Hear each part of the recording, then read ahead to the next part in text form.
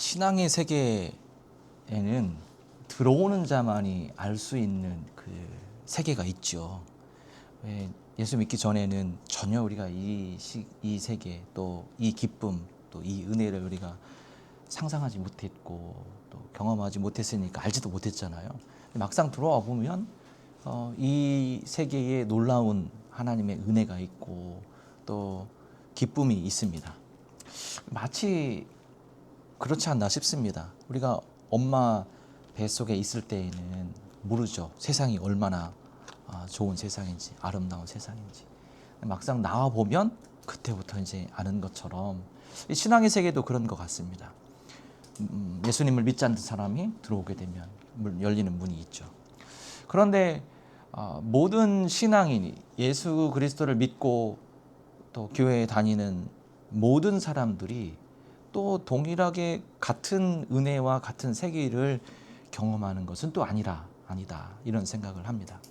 왜 그러냐면 우리 가운데에는 오늘 말씀에 나오는 것처럼 성령의 법에 따라서 성령의 은혜에 따라서 살아가는 사람이 있고 또 그렇지 못한 사람들이 있기 때문에 그렇죠. 예전에 그런 얘기를 많이 들었습니다. 예전에는 저는 이제 오순절 교회에서 성장을 했으니까 뭐 이렇게 요란하게 믿어. 교회 다녀도 좀 점잖게 다니지. 그런데 성령 체험하면 그렇지 않거든요. 이 안에서 뜨거운 불과 기쁨이 있고 은혜가 있는데 그 은혜를 표현하지 않고서는 내가 어떻게 살아갈 수 있습니까? 그래서 그 어르신들이 얘기했던 얘기들을 제가 공감하지 못하고 내 안에 있는 이 기쁨과 은혜를 누리면서 살아가는 것 아직 모르시나 뭐 이런 생각을 했던 적이 있습니다. 아까 우리가 예배 시작 전에 당구 얘기를 좀 했습니다. 당구의 세계에 들어오신 분들은 아시죠?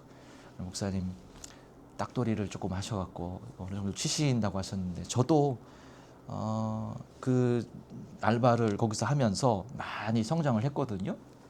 그 세계에 들어온 다음에야 이런 게 있구나 라는 것을 알게 되는 게 있죠. 성령 안에 들어오는 자가 누리는 삶이 있습니다. 성령과 함께 할 때 누리는 복된 은혜가 있죠. 우리가 교회에 오셨을 때 오기 전에는 뭐 개척교회니까 이 힘들 텐데 라고 생각하지만 들어오신 다음에 이 따스함을 다 누리고 계시지요. 네, 아멘입니다. 이 은혜를 우리가 함께 누리고 있는데 들어온 자만이 누릴 수 있는 은혜가 있죠.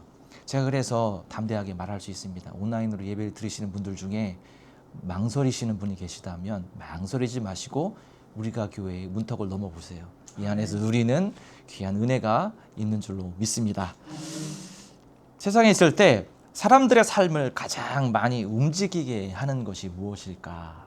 이거를 좀 생각해 보면 먼저 그런 생각을 하죠. 내 인생은 내가 결정하지 않나? 이런 생각을 하며 살아갑니다. 그런데 사람들을 보면 어떤 사람은 돈이 그 사람의 삶을 지배합니다. 돈이 부족하면 부족한 대로 거기에 몰두돼 있고 많으면 많은 대로 어떻게 하면 세금을 더 줄여볼까? 또 어떻게 하면 이걸 잘 굴려볼까라고 하는 고민들을 하며 살아가죠. 또 어떤 사람은 성공에 사로잡혀서 살아갑니다. 더 높은 자리. 근데 막상 더 높은 자리에 올라갔다고 해서 그 자리에서 참된 기쁨과 평안을 누리느냐? 그것도 아니죠. 또 어떤 사람은 사람들의 어떤 시선을 두려워하고 시선에 의해서 움직이며 살아가곤 합니다. 또 어떤 사람은 과거의 실패 그리고 과거에 자신이 잘못했던 어떤 죄책감에 사로잡혀서 살아갑니다. 그런데 오늘 성경은 우리의 가장 근본적인 문제를 지적합니다. 우리가 가지고 있는 진짜 문제는 돈도 아니고 성공도 아니고 두려움도 아니고 죄가 우리를 지배하고 있기 때문이다 라고 하는 것을 이야기를 해요. 죄는 단지 우리의 행동만을 지배하지 않습니다. 무엇을 지배합니까? 우리의 생각을 지배합니다. 그리고 우리의 감정을 지배하고요. 관계를 지배합니다. 그리고 더욱 나아가 우리의 삶 전체를 사로잡으려고 하는 것이 죄의 속성입니다. 그래서 바울은 이 앞에 7장에서 엄청난 절규의 목소리를 내고 있어요. 7장 24절에 보면 오호라 나는 곤고한 사람이로다. 이 사망의 몸에서 누가 나를 건져내랴. 누가 나를 이 사망의 법에서 건져낼 수 있겠냐. 이 죄의 굴레에서 내가 벗어나기가 어렵구나 라고 하는 탄식의 목소리를 바울이 하고 있습니다. 그런데 8장으로 딱 넘어오잖아요. 8장으로 넘어왔을 때에는 엄청난 놀라운 소식을 바울이 전하고 있어요. 죄가 지배하던 삶에서 성령께서 다스리는 삶으로 옮겨졌다라는 것을 선언하고 있습니다. 2절 말씀에 생명의 성령의 법이 죄와 사망의 법에서 너를 해방하였느니라. 생명의 법이 그 죄와 그 죄의 굴레 속에서 저와 여러분을 해방하였습니다 라고 바울이 선언하고 있습니다. 믿으십니까? 아멘. 그리스도인의 삶은 단순히 내가 착하게 살아야지 라고 하면서 더 착하게 살려고 노력하는 삶이 아닙니다. 의지를 더 강하게 불태우면서 더 강하게 자기 개발하고 내 삶을 통제하고 이러면서 살아가는 삶이 아니에요. 그리스도인이 되었다라고 하는 것은 지배자가 바뀐 삶입니다. 주권이 바뀐 삶입니다. 예수님을 믿는 순간에 주의 성령께서는 인간의 죽었던 영을 하나님의 생명으로 다시 살리시죠. 그리고 성령은 우리를 하나님과 연합하게 만듭니다. 하나님의 통치가 우리 안에서 온전히 이루어지도록 만들어주시는 영, 그분이 바로 성령 하나님이세요. 이때 성령은 단순히 인간 안에 들어오는 것이 아니라 우리를 하나님의 임재가 머무는 처소가 되도록 우리의 심령 깊은 곳을 그렇게 하나님의 예배의 처소가 되도록 회복시키시죠. 그리고 그 생명이 우리의 영과 혼과 육체 그리고 삶 전체에 흘러가도록 하는 영이 바로 성령입니다. 그래서 예수님을 믿는 순간 죄는 더 이상 우리의 주인이 될 수 없습니다. 죄가 우리의 주인인 양 그렇게 시시때때로 우리에게 유혹하고 소리를 내지만 분명한 것은 죄가 우리의 주인이 될 수 없어요. 왜? 예수 그리스도를 믿는 순간 우리의 주권이 바뀌었기 때문에 그렇습니다. 우리 안에 계신 하나님의 영, 성령 하나님께서 우리의 주인이 되셨기 때문에 그분이 우리를 통치하시는 하나님이시기 때문에 죄가 우리의 주인 노릇을 할 수 없습니다. 저와 여러분 이것을 기억하며 살아가셔야만 합니다. 이것을 날마다 선포하며 살아가는 삶, 그것이 하나님 나라의 통치 아래 살아가는 삶입니다. 우리 성도님들, 예수를 주로 고백하는 우리는 그분의 통치 안에 있는 사람들입니다. 아멘이십니까? 하나님의 통치 아래에 살아간다. 이것이 얼마나 복된 삶이에요. 이것이 얼마나 놀라운 은혜입니까? 이 은혜를 우리가 누리며 살아가고 있어요. 이것을 우리가 이 기쁨을 누리며 살아가는 삶을 살고 있다. 이 기쁨 안에서 살아가는 것이 이게 그리스도를 믿기 전의 삶과 얼마나 대조된 삶입니까? 자, 그렇다면 오늘 성령께서 우리 안에서 어떻게 역사하시는 분이신가? 성령이 우리 안에서 어떠한 일을 하시는가? 이것을 한번 오늘 말씀 속에서 살펴보도록 하겠습니다. 오늘 1절에서 4절 말씀을 쭉 읽어보면요, 성령이 하시는 역할이 있습니다. 첫 번째 역할인데 성령은 우리를 죄에서 해방시키십니다. 뭐라고요? 우리를 죄에서 해방시키세요. 죄의 지배에서 우리를 해방시키십니다. 1절 말씀 우리 한번 같이 읽어보겠습니다. 1절입니다. 함께 읽습니다. 시작. 그러므로 이제 그리스도 예수 안에 있는 자에게는 결코 정죄함이 없다. 하나님께서 우리 말씀을 통해서 우리에게 선포하고 있습니다. 그러므로 이게 접속어가 참 중요해요. 그러므로는 앞에서 한 내용을 결론 짓고 그 다음으로 넘어가는 접속사잖아요. 그 죄와 싸우며 탄식하던 사람에게 하나님께서 내리는 최종 선언과도 같은 그런 단어가 그러므로입니다. 그러므로 이제는 정죄함이 없다. 정죄, 이게 단순한 죄책감이 아닙니다. 이것은 법정에서 사용되는 용어예요. 판사가 내리는 최종 유죄 판결을 이야기할 때 이 정죄라고 하는 단어를 사용합니다. 그런데 하나님께서 우리에게 뭐라고 얘기합니까? 결코 정죄함이 없다. 결코 때로는 우리가 죄를 짓죠. 그래도 정죄함이 없어요. 왜? 우리는 그리스도 안에 있는 사람이기 때문에 그렇습니다. 전혀 없다. 결코는 전혀 없다는 말이죠. 조금도 없습니다. 강한 부정입니다. 우리는 하나님께 정죄 받으면 어떡하지? 충청도 버전으로 제가 한번 좀 써봤는데 자꾸 이렇게 생각하잖아요. 아니요, 결국 정죄하지 않을 텐께 자꾸 그러지 뭐. 하나님 이렇게 말씀하세요. 이 충청도 이 사투리가 참 이게 구수하잖아요. 안 그럴 텐께 자꾸 그러지 마. 이렇게 얘기하세요, 하나님이. 우리가 이 말씀에 깊이 들어가야 돼요. 흔들리지 말아야 됩니다. 왜 그렇습니까? 예수 그리스도께서 우리의 죄에 대한 형벌을 십자가에서 이미 그리고 완전히 담당시켰기 때문입니다. 그러니까 우리가 가지고 있는 원죄라고 얘기하는 것들은 이미 해결되었어요. 그리스도인이 됐음에도 불구하고 우리의 의지와 상관없이 때때로 죄를 짓는 것 있죠. 그런데 죄를 지었음에도 불구하고 우리가 그 죄를 십자가 앞으로 가지고 나올 때 하나님께서 우리의 죄를 용서해 주시죠. 이 은혜 안에 있는 자들입니다. 그래서 은혜의 법 아래에 있다. 이게 얼마나 큰 은혜, 얼마나 축복된 삶인지 모릅니다. 이것을 우리가 누리며 살아가야 돼요. 교회 생활, 신앙생활을 오래 하다 보면 그 은혜의 법 아래에 있다라는 것의 기쁨과 엄청난 그 축복을 우리가 잘 느끼지 못하며 살아가곤 하죠. 그래서 무뎌지는 신앙생활을 할 때가 있습니다. 목사인 저도 마찬가지입니다. 누구보다도 더 그러한 싸움 앞에 있어요. 그래서 철저하게 이번 말씀을 준비하면서도 처음에 이 말씀을 준비하는데 다 아는 말씀이죠. 바울 신학을 공부하면서 배웠던 말씀입니다. 지식적으로 알고 있는 말씀이에요. 그런데 제 마음을 제가 두드리면서 하나님 앞에 구했던 은혜가 무엇이냐면, 하나님 알겠는데 이게 내 마음으로 다가왔으면 좋겠습니다. 처음 내가 하나님을 믿었던 그 신앙, 그 뜨거움을, 이 말씀을 묵상하면서 그 은혜를 주십시오, 이 기도를 드렸던 기억이 있어요. 그렇게 말씀을 준비하는 것이죠. 그래야만 되죠. 우리의 신앙생활이 오랜 동안 해왔지만 하나님 앞에 뜨겁게 더 하나님을 기뻐하는 자로, 더 하나님 앞에 어린아이와 같이 신앙생활하는 것, 이것이 우리에게 가장 큰 은혜인데 이 은혜가 사라진다는 것이 얼마나 안타까운지 모르겠습니다. 성령께서 우리의 죄와 우리가 가지고 있는 그 우리를 짓누르려고 하는 사망의 권세에서 자유케 하셨어요. 그 은혜 아래에서 살아가는 사람들입니다. 그 은혜를 날마다 기뻐하며 하나님 앞에 감사하는 삶을 사는 저와 여러분 되기를 소망합니다.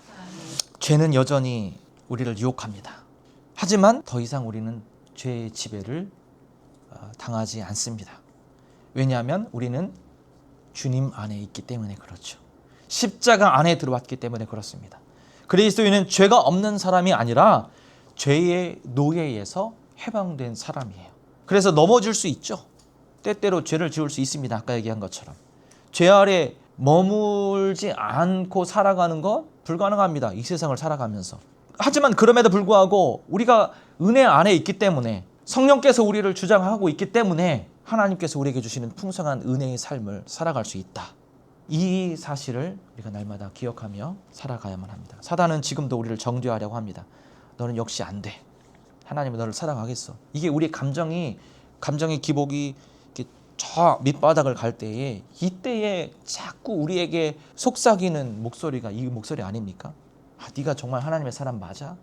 너 그렇게 그 습관에서 벗어나지 못하는 너의 그 모습을 봐봐. 자꾸 이렇게 죄가 우리에게 속삭이죠. 그러나 성령께서는 전혀 우리에게 다른 말씀을 합니다. 너는 실패했지만 버림받지 않아. 넌 하나님의 자녀야. 네가 넘어졌지만 다시 일어설 수 있어. 왜? 주님의 은혜 안에 있기 때문에, 그 십자가 안에 있기 때문에 너는 그 은혜 안에 살아가는 사람이야. 이렇게 말씀하세요. 사단은 우리의 과거를 바라보게 하죠. 하지만 성령께서는 십자가를 바라보게 합니다. 그리고 그 안에, 은혜 안에 들어가게 만들어 주세요. 십자가가 용서한 죄를 내가 계속 붙잡고 살아가는 것, 그것은 복음이 주신 자유를 누리지 못하는 것이죠. 오늘 하나님께서 분명히 선포하십니다. 그리스도 안에 있는 자에게는 결코 정죄함이 없나니. 우리 한번 같이 이 고백을 해볼까요? 그리스도 안에 있는 자에게는 결코 정죄함이 없나니. 결코 정죄함이 없습니다. 성령 안에서 살아가는 사람, 죄를 가볍게 여기는 사람이 아니라 죄를 미워하지만 죄책감에 묶여 살지 않는 사람입니다. 왜냐하면 자신의 의가 아니라 그리스도의 의, 하나님의 의, 그리고 성령의 은혜 아래 살아가기 때문입니다. 우리 성도님들, 해방된 하나님의 자녀라고 말씀하시는 그 성령의 음성을 따라 살아가는 저와 여러분 되기를 예수 그리스도의 이름으로 축복을 드립니다. 아멘. 두 번째, 성령은 어떤 역할을 할까요? 5절 이하에서 5절부터 이어지는 말씀을 쭉 보다 보면 성령께서는 우리의 생각과 삶을 다스리세요. 바울이 신앙생활에 대해 이야기하면서 먼저 행동에 대해서 야, 이렇게 행동해야 돼, 저렇게 행동해야 돼, 이렇게 이야기하지 않았습니다. 행동보다 더 깊은 곳, 그게 어디입니까? 우리의 생각이죠. 그 생각을 이야기해요. 생각한 대로 행동하죠. 우리가 마음속에 품고 있는 것을 바깥으로 우리의 모습으로 내비치는 것이 그게 순서입니다. 5절 말씀은 이렇게 얘기합니다. 5절 말씀, 육신을 따르는 자는 육신의 일을, 영을 따르는 자는 영의 일을 뭐라고 얘기합니까? 생각하나니. 여기서 생각이라고 하는 이 단어는 단순히 머릿속에 떠오르는 잠깐 스치는 그런 생각이 아닙니다. 마음의 방향이에요. 삶의 가치관입니다. 세상을 바라보는 관점입니다. 세계관입니다. 인생을 움직이는 중심을 말하고 있는 단어입니다. 쉽게 말하면 이겁니다. 무엇이 당신의 마음을 지배하고 있습니까? 라고 하는 질문이에요. 행동은 갑자기 만들어지지 않죠. 행동은 생각에서 나오고 생각은 마음의 중심에서 그리고 마음의 방향에서 나옵니다. 같은 어려움을 만나도 어떤 사람은 원망을 하죠. 왜 하필 나야? 왜 이게 나한테 일어난 거지? 그러나 어떤 사람은 기도합니다. 하나님께서 이 일을 통해서 나에게 어떤 일을 보여주실까? 하나님은 어떠한 놀라운 하나님의 손길을 나에게 보여주실까? 이렇게 생각을 해요. 상황이 달라져서가 아니죠. 마음을 다스리는 주인이 다르기 때문에 그렇습니다. 전에 말씀 기억하실 겁니다. 주품인을 이야기하다가 다윗과 미갈의 비교를 같은 장면을 목격하고 있음에도 불구하고 전혀 다른 동상이몽의 그런 현장을 우리가 말씀을 통해서 본 것처럼 하나의 이야기, 하나의 경험들, 그것을 가지고서도 다른 생각을 할 수 있습니다. 바울은 두 가지 생각을 대조합니다. 육신의 생각은 뭐라고 이야기합니까? 사망이요. 성령의 생각은 무엇입니까? 생명과 평안이라. 육신의 생각은 사망입니다. 하지만 성령께서 주시는 생각은 생명을 살리는 것이고 우리가 안에 평강을 허락해 주시는 하나님의 은혜라는 사실을 말씀하고 있습니다. 여기서 말하는 육신, 단순히 우리의 이 몸, 피부, 근육을 구성하고 있는 이 소마를 이야기하는 것이 아닙니다. 하나님 없이 살아가려는 죄된 본성을 의미하는 단어입니다. 여기서 사용한 단어는 삭스라고 하는 단어예요. 육신. 그 육신에는 삭스와 소망인데 죄의 속성, 죄를 갖게 하는 그 우리의 본성을 이야기할 때 이 삭스라고 하는 단어를 사용합니다. 소마는 이 몸뚱아리를 이야기하는 거고요. 그래서 육신의 생각은 내가 중심이 되는 삶이죠. 내 감정이 기준이 되고 내 욕심, 내 계산이 기준이 되는 삶을 말할 때에 이 단어를 사용합니다. 그런데 성령의 생각은 어떻습니까? 하나님이 중심이 되는 삶을 말합니다. 우리의 삶의 변화를 우리가 생각해 보면 그렇습니다. 세상을 살 때에는 내가 하다가 그리스도 안에 들어왔을 때는 어떻습니까? 하나님께서, 우리 주님이 나에게 이러한 일을 행하셨습니다. 이렇게 고백하잖아요. 말씀이 기준이 되고 하나님의 뜻이 기준이 되고 하나님 나라가 기준이 되는 삶을 말하죠. 그래서 성령은 우리의 행동만 고치는 분이 아니라 우리의 기준을 바꾸시는 분이세요. 다들 운전을 하시죠. 운전을 하시는 분들은 다 아실 거예요. 왜 운전자가 운전을 할 때에 우리의 시선이 가는 곳으로 자동차도 움직입니다. 경험 다 하셨죠. 왼쪽을 계속 보잖아요. 그럼 왼쪽으로만 계속 가요. 왼쪽을 보면서도 왼쪽으로 가지 않은 사람은 왼쪽으로 갈까봐 오른쪽으로 보고 있는 사람입니다. 우리 인생도 마찬가지예요. 인생에서 우리가 어디를 바라보느냐, 그 바라보는 곳으로 우리의 인생의 방향이 그쪽을 향하게 돼 있죠. 성령께서는 우리의 시선을 바꾸시는 분이세요. 문제만 바라보던 사람에게 하나님을 바라보게 하시죠. 세상만 바라보는 사람에게 하나님 나라를 소망하며 살아가게 하십니다. 자신의 연약함을 바라보며 나는 왜 이럴까? 내게는 왜 이렇게 부족할까? 내게 왜 이런 문제가 찾아왔을까? 여기에만 집중하던 사람이 하나님의 은혜를 바라보며 살아가게 만들어 주시는 분이세요. 우리 성령 하나님, 세상은 사람을 바꾸기 위해서 규칙을 만들죠. 그러면서 벌을 줍니다. 그걸 지키지 않았을 때 교육을 하죠. 그런데 외부의 변화는 그 변화가 오래가지 못합니다. 외부에서 오는 것은. 진짜 변화는 우리 안에서 일어날 때 삶의 변화가 일어나는 것이죠. 성령은 우리 안에서부터 역사합니다. 말씀이 들리게 하고 어느 순간 하나님의 말씀이 들리지 않다가도 어느 순간 하나님 말씀이 내 마음에 들어와 눈물을 흘리게 하고 그리고 내 마음에 들어와 깊은 감동을 주고 어느 순간 내 안에서 하나님을 향한 결단이 생겨나고 그 결단을 통해서 행동의 변화가 생겨난다면 성령께서 이미 저와 여러분의 삶 속에 역사하시는 순간이라는 사실을 저와 여러분이 기억했으면 좋겠습니다. 죄를 깨닫게 하시고 기도하게 하시고 순종하고 싶은 마음을 주세요. 예전에는 죄를 지으면서도 아무렇지도 않았는데 이제는 어떡합니까? 마음에 막 불편함이 생기는 거예요. 찔리는 거예요. 예전에는 내 생각이 가장 옳았는데 이제는 말씀 앞에 나를 내려놓게 하시죠. 예전에는 기도가 부담이었죠. 이제는 기도하지 않으면 살아갈 수 없게 만들어 주시는 그 마음을 성령께서 우리 가운데 허락해 주시죠.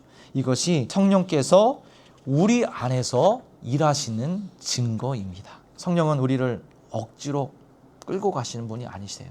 우리의 마음을 새롭게 하시고 그리고 자발적인 심령으로 자발적인 순종으로 우리를 이끌어 가시는 분이세요. 우리 사랑하는 성도님들, 오늘 여러분의 마음은 무엇이 다스리고 있습니까? 걱정인가요? 아니면 염려인가요? 아니면 성령께서 우리의 마음을 사로잡고 계십니까?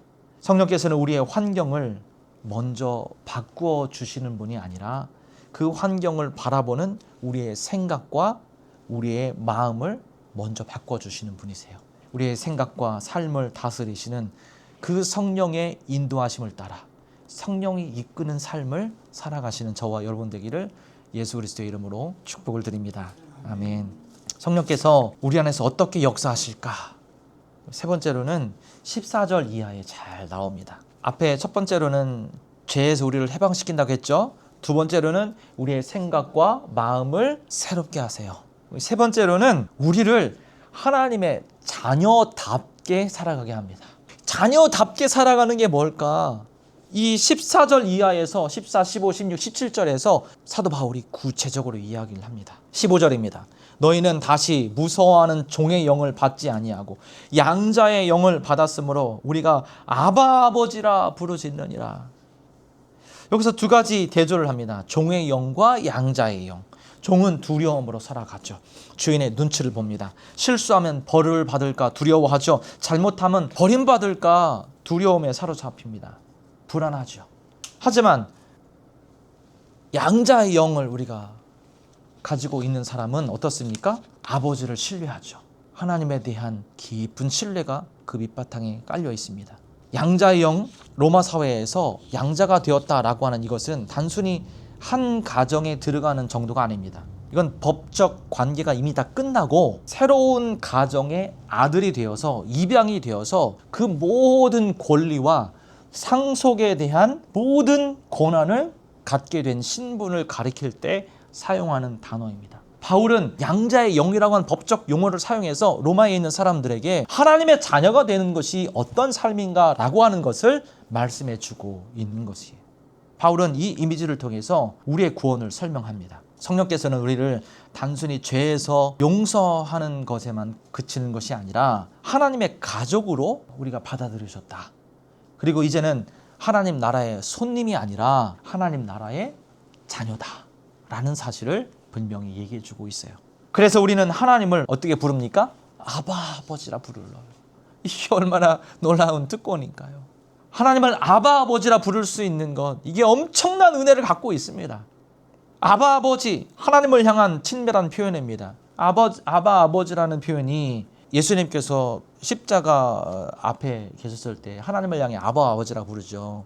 그때의 표현과도 조금 더 다릅니다. 아바 아버지라고 하는 표현은 우리가 부르는 아빠라고 부르는 거. 엄마, 어린 아이들이, 자녀들이 지금에 다 크면 아빠, 엄마라고 부르기가 좀 쑥스러워할 때가 있죠. 제가 저희 아버지 보고서 아빠라고 부르면 좀 어색하거든요. 근데 어떻습니까? 어린 아이가 아빠를 부를 때 아빠 막 부르면서 아빠의 그 친밀한 관계 안에 있는 그 외침, 엄마라고 부를 때의 그 친밀한 관계 안에서 부르는 외침, 그 외침을 이야기하는 겁니다. 하나님은 우리를 자녀로 부르셨어요. 그럼 우리는 어떤 사람입니까? 하나님을 아버지라고 부를 수 있는 그 풍성한 은혜를 누리며 살아가는 사람들이에요.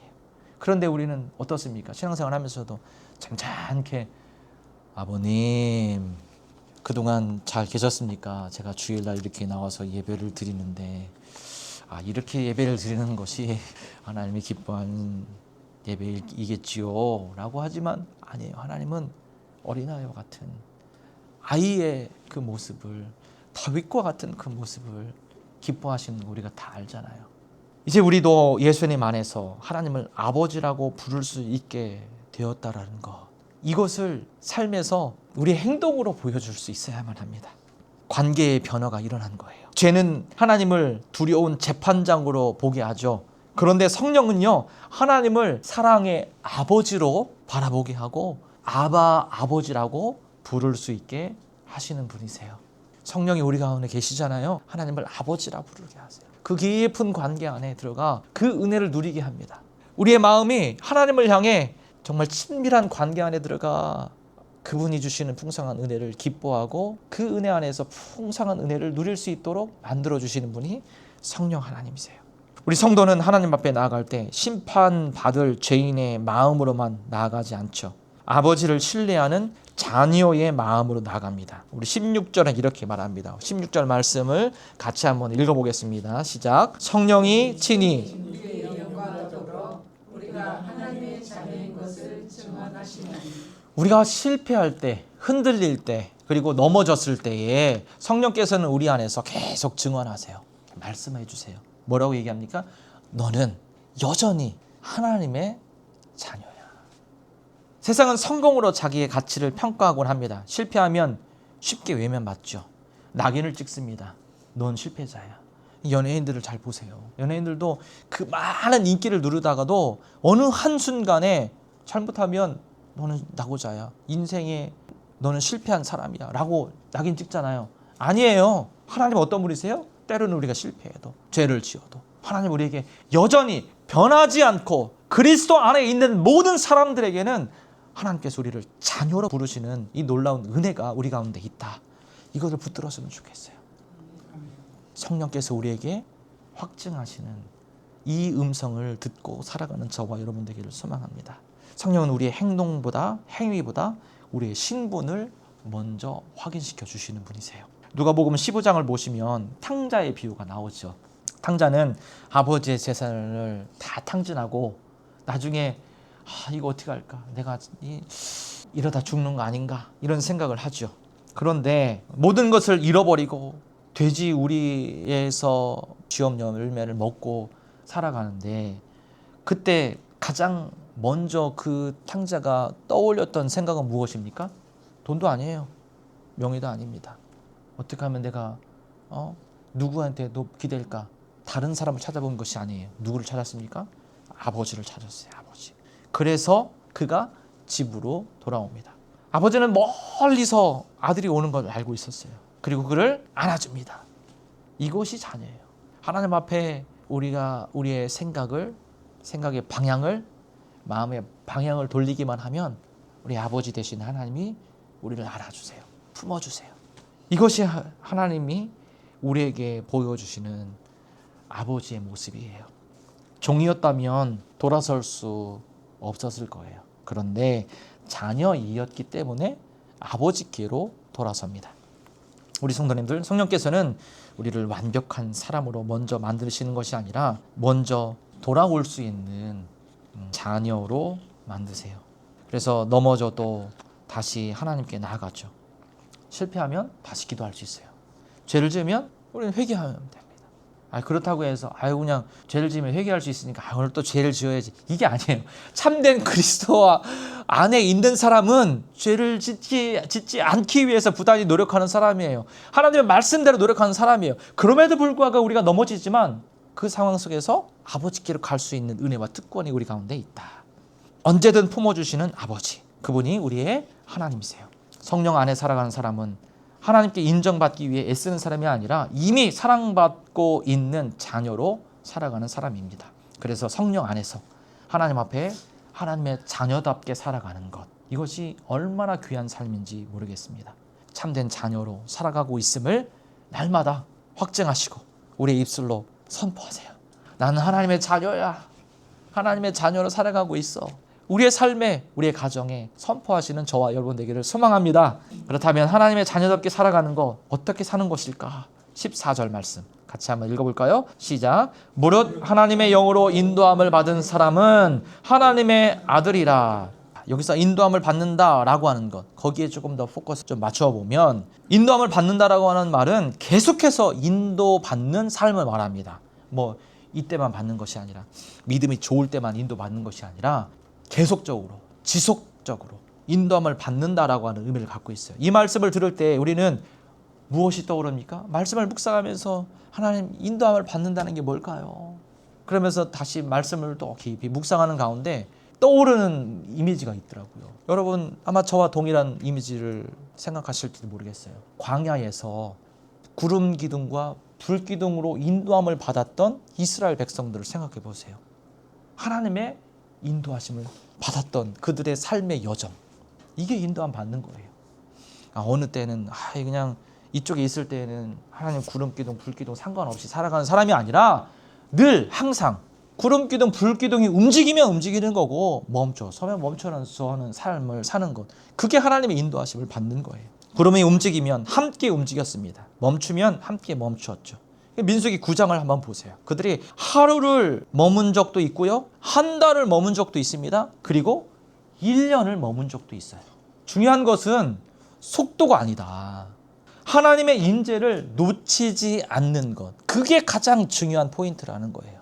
자기 계획대로 산 것이 아닙니다. 하나님의 임재를 따라서 살아가는 것, 그 임재에 반응하며 가라면 가고 멈춰 서라면 멈춰 서는 것, 그게 하나님의 인도함을 받는 삶입니다. 바울은 우리에게 광야처럼 구름 기둥과 불 기둥이 있으니 따라가자, 이렇게 말하지 않죠. 지금은 오늘 우리 안에 성령께서 계셔. 그 구름 기둥과 불 기둥과 같은 성령이 우리를 인도하셔. 그래서 성령의 음성이 우리 가운데 들려서 걸어가라고 하면 걸어가는 거고, 성령께서 우리 안에서 멈춰 서라고 하면 그 안에서 멈추어 서서 그분의 음성에 민감한 자로 살아가는 삶, 이게 하나님의 인도함을 받는 사람의 모습입니다. 우리 성도님들 성령의 인도하심을 받으며 살아가십시오. 성령 안에서 살아가는 것은 내 계획을 하나님께 승인받는 삶이 아닙니다. 하나님 내가 이렇게 계획했으니 이 계획에 하나님 역사해 주세요. 도와주세요. 이 계획을 이룰 수 있도록 하나님이 좀 도와주세요. 하나님을 이용하는 삶이 아닙니다. 무엇입니까? 하나님의 인도하심을 먼저 구하는 삶이에요. 아침에 일어나서 이렇게 묻는 삶입니다. 주님, 오늘 제가 어디로 가야 할까요? 하나님, 오늘 내가 무엇을 해야 할까요? 어떤 결정을 앞두고 이렇게 기도하는 삶이라고 생각해요. 성령님, 제 뜻이 아니라 주님의 뜻을 알게 하여 주옵소서. 이렇게 성령께 질문하고 기도하는 사람, 그런 삶을 말합니다. 말씀을 읽으며 이렇게 귀 기울이는 삶이라고 생각합니다. 주님, 오늘 제게 무엇을 말씀하시고 계십니까? 하나님, 제가 어떤 말씀에 순종하며 나아가기를 원하세요? 성령과 동행하는 사람은 특별한 체험이 많은 사람이 아닙니다. 불 받고 수련회 때 은혜 받고, 물론 그것도 중요하죠. 하지만 그 삶이 전부가 아니에요. 작은 순종이라 할지라도 매일매일 성령의 음성을 따라 그분의 도우심을 경험하는 삶, 매일매일 반복하는 사람이 바로 성령과 동행하는 사람입니다. 성령보다 앞서지 않고 성령보다 뒤처지지 않고, 말씀 가운데, 기도 가운데, 순종 가운데 성령의 음성에, 그분의 발걸음에 자신의 발걸음을 맞추는 사람이 바로 성령과 동행하는 사람입니다. 우리 성도님들, 우리의 광야에서도 길을 보여주는 분이 계세요. 그분은 우리 안에 계신 성령 하나님이십니다. 성령 안에서 살아가는 사람은 성령을 이용하는 사람이 아니라 성령께 인도함을 받는 사람입니다. 우리 그리스도인은 내 생각이 아니라 성령의 생각을 따르고, 내 뜻이 아니라 하나님의 뜻을 구하며, 내 힘이 아니라 성령의 능력으로 살아가는 사람들입니다. 그러므로 성령 안에서 살아가십시오. 성령의 다스리심을 받으십시오.